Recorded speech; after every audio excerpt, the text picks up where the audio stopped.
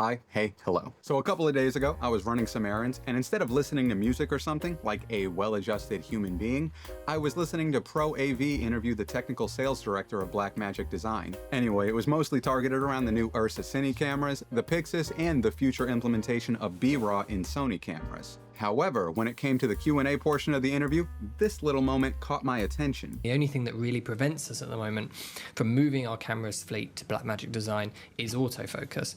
BMD have an objectively better system in a lot of ways, but AF seems to be an unsolved frontier for them. Is there any progress? We're looking at it, and we're aware of customers that feel and think that way, and we want to be able to offer a very comprehensive tool set across any of the cameras. We've not done autofocus to date, as it hasn't necessarily been a priority that we wanted to fix in the camera systems. Autofocus is on a list of like to do, and I think we're getting closer to having a solution to that, but nothing right now that I could comment on. I would just say I share those comments when we get together and we speak to our development and product teams from Melbourne, and they're aware of it as well. So it's one that we're very conscious of, would like to have it as a comprehensive element within inside of our tools. Can't say much more than that. No, of course you can't. That's great to hear that. Comes. Now, if you would like to accuse me of reading far too much into that quote and call everything from here on out pure speculation, fair enough. But I have watched enough of these types of interviews to know that when a sales rep is asked about a potential feature, generally speaking, if it's something that's not in the cards, it's going to be hand-waved away as something that they may look into the future, but it's just not something we're focused on right now. That is not what my guy just said. And honestly, the idea of Blackmagic implementing an autofocus system really shouldn't come as too much of a surprise. They already have a fantastic tracking system built into DaVinci Resolve, and most of their market consists of indie solo shooters who have slowly started to deviate from Blackmagic due to their lack of autofocus, myself included. But then I started thinking about what a Blackmagic camera with reliable autofocus would look like, and while that's obviously something that can just be shoved into the Pixis Mark II or Pixis Pro or whatever that next camera is going to be, I actually feel like it would be the perfect way to kick off the next generation of pocket cameras. Then I started to let my imagination run wild with what that camera could realistically look like. Alright, so first off, it needs to look like not this, but something small and compact, fitting of the pocket name. Just as a baseline, something really similar to the Sigma FP. Now, if that's too small, then please just consider expanding the camera outwards instead of horizontally. All I think most of us want is for them to keep the next pocket camera small, boxy, modular, and most importantly, pocketable. Also, throwing a hinge on the screen seems almost mandatory at this point, so can you just do that for us, please, and thank you. As far as media goes, if it means keeping the size down, then I could be content with a single CF Express Type B card slot, though 2 would be optimal if they don't want to risk cannibalizing the sales of the Pixis. I mean, whatever, I get it.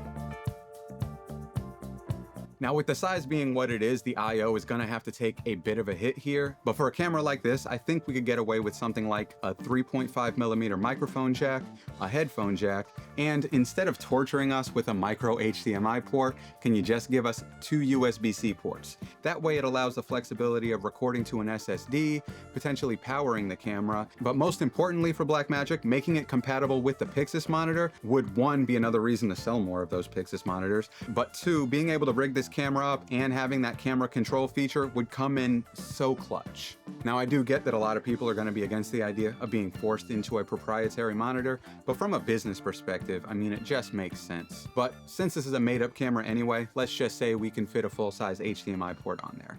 I mean, if the FX3 can do it, then why not this?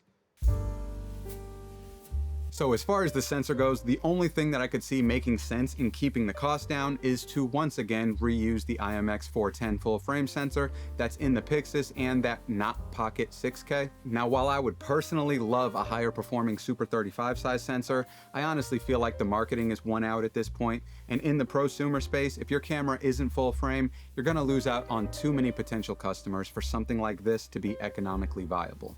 So as long as the sensor is capable of the same recording formats as the Pixis and keeps that OLPF filter, then I feel like it would still have a place to exist in the market. Though that FX3 sensor in this camera would be really cool. Just saying. Okay, so I get that this is absolutely the least likely thing to occur here, but hear me out. Up until recently, I figured that electronic ND just wasn't in the cards for any camera under $5,000. Just taking into account the R&D to develop one, it just seems like it wouldn't be worth it, especially when Blackmagic already have a filter tray system that works perfectly fine. But then the trailer for the Nexus G1 came out, and it is purported to have the optional electronic ND module with continuous manual or automatic mode provides high-quality instant exposure control, the most convenient ND system in the world. And they're selling this thing for like 400 bucks. Now, I am not an engineer, and I have no idea how much space an electronic ND requires, or how much heat it would produce, or how to properly dissipate that heat.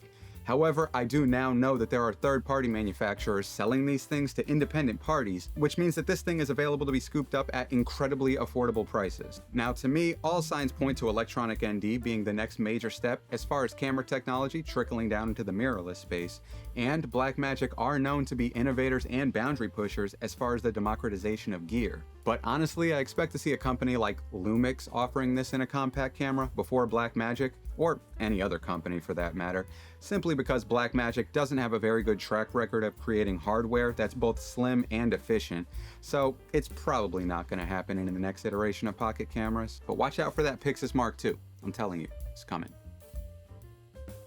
This has been the biggest issue plaguing the pocket cameras ever since the OG Pocket, and that's the abysmal battery life, usually coming in somewhere between a half hour and 45 minutes of runtime.